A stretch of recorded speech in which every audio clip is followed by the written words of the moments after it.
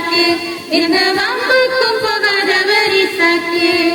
வாக்குவாதம் பண்ணாதவரி சாக்கு இந்த வம்புக்கும் போகாதவரி சாக்கு இசைக்கு விட்டு கொடுத்த தெரியுமா சித்தனாவை விட்டு கொடுத்த தெரியுமா இசைக்கு விட்டு கொடுத்த தெரியுமா சித்தனாவை விட்டு கொடுத்த தெரியுமா வாக்குவாதம் பண்ணாதவரி சாக்கு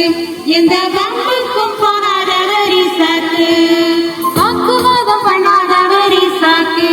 இந்த வம்புக்கும் போகாதவரி சாக்கு